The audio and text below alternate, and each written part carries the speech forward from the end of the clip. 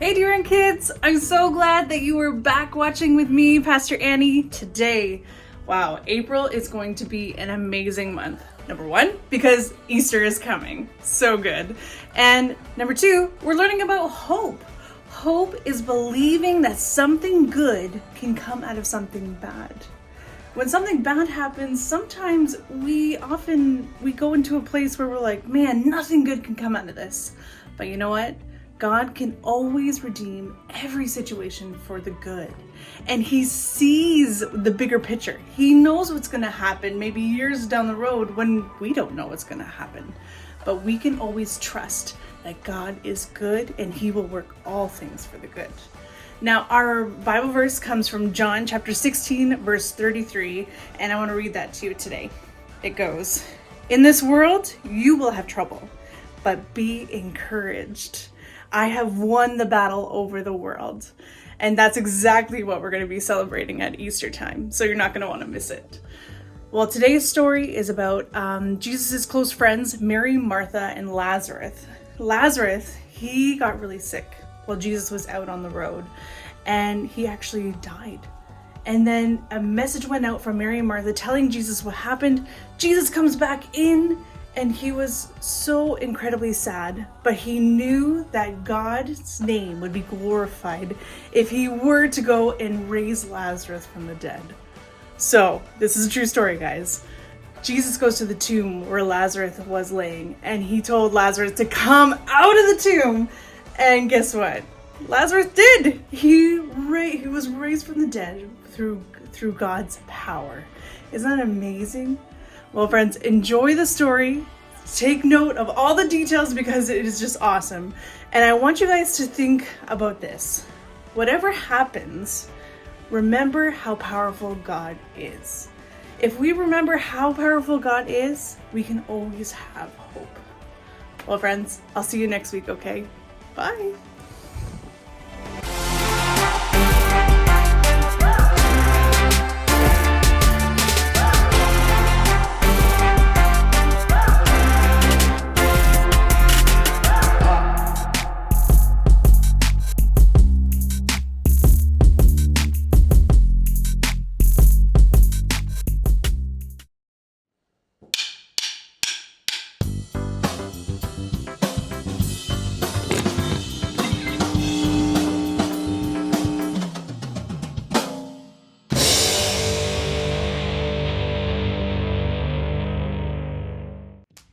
What do you focus on when you're putting together a puzzle? Maybe you look for the edge pieces so you can mark the boundaries of the picture. Maybe you grab one piece at a time and try over and over to match it up so that it makes sense. Maybe you get stuck on that missing piece and can't move on until you fix it. Maybe you avoid that one section you know is going to be super hard. Or maybe you lose patience because it's taking so long to see the big picture. You see where I'm going with this, don't you? Sometimes our lives can feel like one big confusing puzzle. You've got one piece here and another over here, and they don't make sense. Like, how could they even be a part of the same picture? You've got big, frustrating gaps, and you just can't see where it's all going. But that's where hope comes in. Even when we don't see how it all fits together, God does. In fact, God has promised that He is working all things together for good for those who love Him. Every single thing in your life has a place. Even that really weird piece fits somewhere. Yes. And even if your life feels like this right now, in the end, God will make everything right. We'll see how even the most confusing pieces fit together to form something amazing and beautiful. And because we know that God can see the big picture and is always at work, we know hope is alive. And when we choose hope, even in the darkest moments, others can see God at work. That's why hope is an amazing way to worship God with your life. Because worship is about more than just singing loud. It's all about living loud.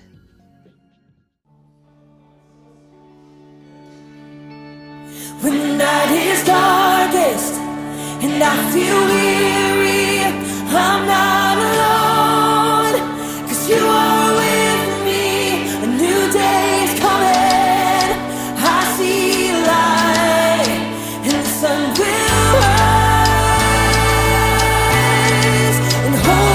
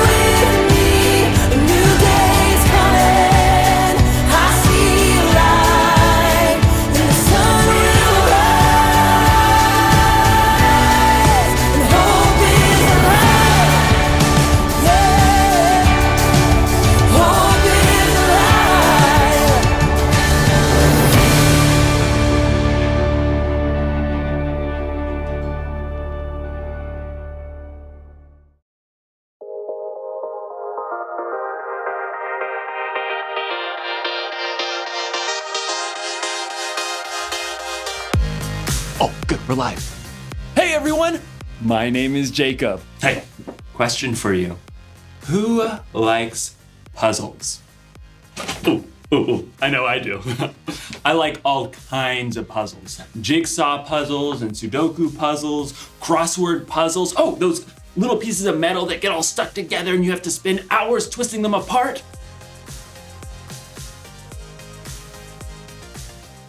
Yes! Woo! I love puzzles. Every single puzzle has a solution, no matter how challenging. Puzzles remind me of hope. Hope is believing that something good can come out of something bad.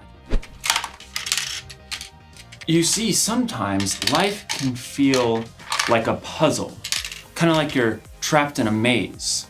But when you have hope, you know that there's always gonna be a way out. Got it, Jacob. Woo!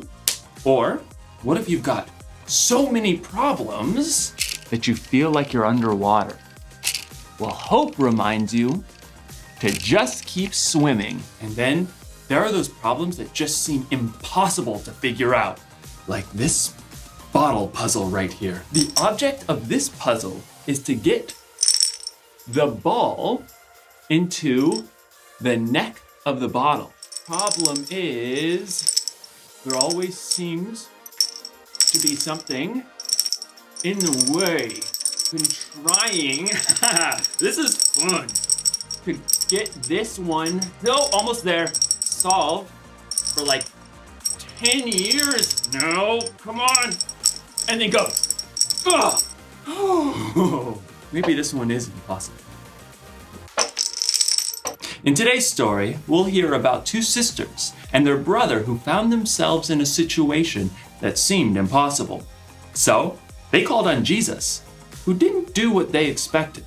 I bet this bottle wouldn't expect if I got hammered right now.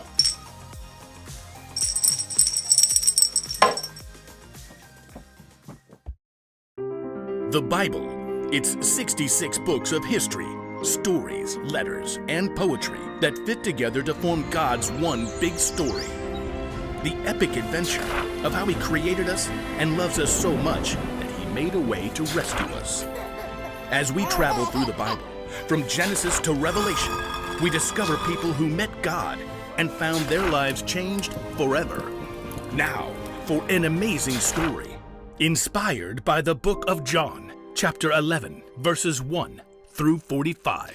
Though Jesus had no home of his own when he began to travel and teach, there were a few places that he frequently stayed at. One was the home of Mary, Martha, and Lazarus. Come in! We want to hear everything.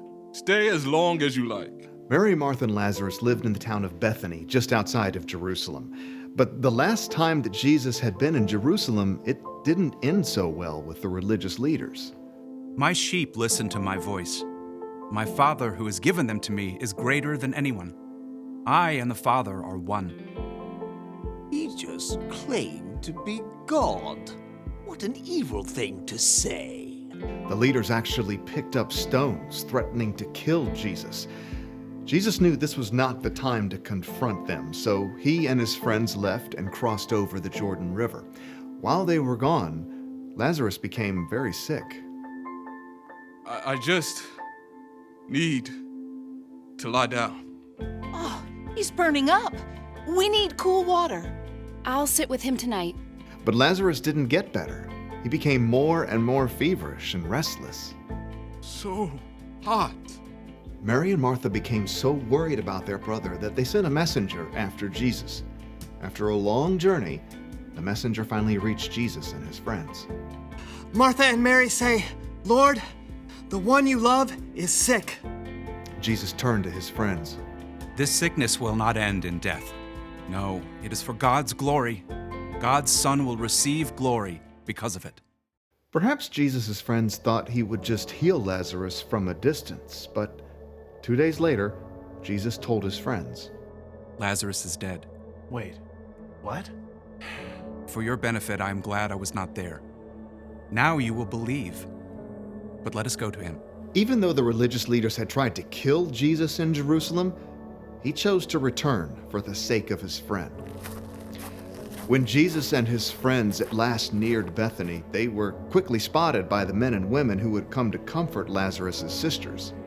Martha, Mary, Jesus is here. If only he had come earlier. I have got some things to say to him. Martha leapt up and ran to meet Jesus outside the village. Lord, I wish you had been here. Then my brother would not have died. But I know that even now, God will give you anything you ask for. Your brother will rise again. I know. When people are raised from the dead on the last day. Martha, I am the resurrection and the life. Anyone who believes in me will live, even if they die. And whoever lives by believing in me will never die. Do you believe this? Yes. I believe you are the Messiah, the Son of God who is supposed to come. Jesus nodded and looked past her. Where is Mary? Martha raced back to get her sister. The teacher is here. He's asking for you. Mary couldn't stop her tears, but she got up and hurried to meet Jesus, followed by her family and friends. When she reached him, she fell at his feet. Lord, I wish you had been here. Then my brother would not have died. Jesus saw her tears and the deep grief of the others around her, and his own spirit became very sad. Where have you put him? Come and see, Lord. As Jesus followed the crowd, his deep sadness overflowed into tears, and everyone noticed. See how much he loved Lazarus? Maybe. He made a blind man see. Couldn't he have showed up sooner and kept Lazarus from dying? Soon, the group reached the cave where Lazarus' body had been laid. A large rock blocked the entrance. Take away the stone. But Lord, he's been in there 4 days. By now, there's a bad smell. Didn't I tell you that if you believe, you will see God's glory? Martha swallowed hard and nodded to several of the men standing nearby. Go ahead. The men braced themselves and shoved hard against the stone. The wide mouth of the cave gaped open. Jesus stood in front of it and then looked up to heaven. Father, I thank you for hearing me. I know that you always hear me. But I said this for the benefit of the people standing here. I said it so they will believe that you sent me. Then Jesus bent down and called loudly into the tomb. Lazarus, come out! For a moment, they heard nothing. And then, impossibly, they heard rustling. Lazarus stumbled out of the cave. Lazarus! Lazarus' face and body were still wrapped in strips of linen, but he was very much alive. Take off the burial clothes and let him go. Swiftly, Lazarus' friends and family unwrapped the strips of linen. Where am I? Jesus? Mary and Martha hugged their brother, laughing and crying. You're alive! You died. Jesus brought you back to life. Many of the people who had come to comfort Mary and Martha saw the incredible thing that Jesus has done, and so they believed in him.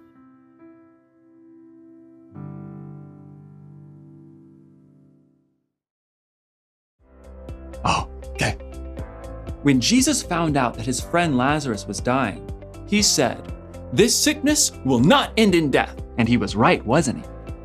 When Lazarus died, it wasn't the end. After 4 days, God brought Lazarus back from the dead. Yes! Woo! And because of that, we can know just how powerful God is. God made something good come out of something bad. And you know what? God can still do that today. He may not bring someone back from the dead exactly, but when something bad happens to you or the world, God can help make something good come from it. When you're having a hard time with a subject in school, it may feel like a maze. But God can help you stick with it and learn from the experience. When you have problems at home or in your family, they can get so bad that you feel like you're underwater. But remember that a very powerful God is with you through whatever you're going through. For us, a problem may seem like it's impossible, but for God, the solution is simple.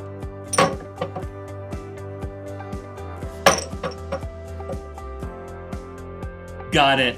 Here's the one thing to remember today. Whatever happens, remember how powerful God is. Whatever happens, God is so powerful, He can make good come from bad. You may not see or understand how God is working, but you've seen how God has worked in the past. So you know you can trust God no matter what. I guess I'll have to move on to a different puzzle now that I've solved this one. Oh my goodness! No, I can do it again. No, just wait. Now that I've solved this one. Hold on. Solved this one. Okay. You saw me do it now. You saw Jacob do it. Jake, come on, Jacob. Come on. Just, where's that hammer?